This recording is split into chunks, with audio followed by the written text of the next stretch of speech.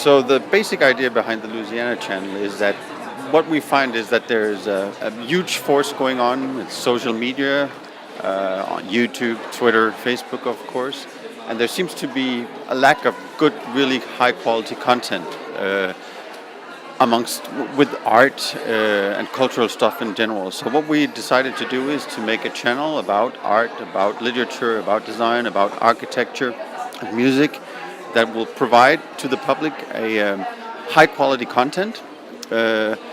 Also what we found is that there seems to be, at the moment at least, no real business model for delivering this kind of content. There are lots of media are struggling at the moment with the digitizations. You have the newspapers, books industry, obviously, and music industry, and it seems that narrow content, so the kind of content we're producing, seems to suffer from that lack of business model.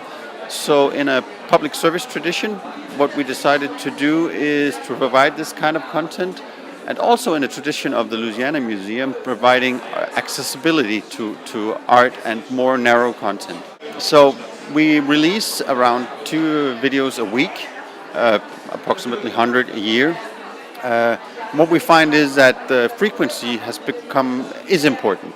So for us to be able to feed the social communities, Twitter, Facebook, YouTube, and have the subscribers coming and actually subscribing to our channel, frequency is important. So you need quality, but you also need high frequency or quantity to actually to be able to run a channel like this on a high level at least.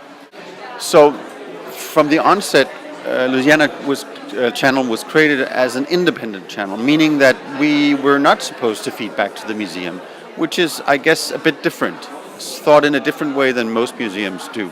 So from the onset, it was not supposed to feed back, but obviously what we see now is that it does. So there's a high element of branding, obviously, of the museum when we get out there.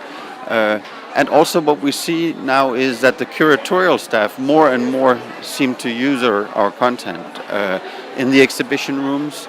It's not made for the exhibition rooms, but what we see is that it's actually relevant for the museum now. I think if I was to say one thing that we learned from Louisiana Channel is that, I mean, we try, obviously we have the resources to provide very high quality content on a high frequency. But the main thing is that content is important. So, and no mixed messages, meaning that you need to have a very clear content strategy, delivering real good content. And then you can do this with very, very little money. And if you have the ability and the energy to actually push the content out there, and you have the energy and will to talk about what you're doing, then you're able to do it. You can do it with an iPhone. You can, no problem.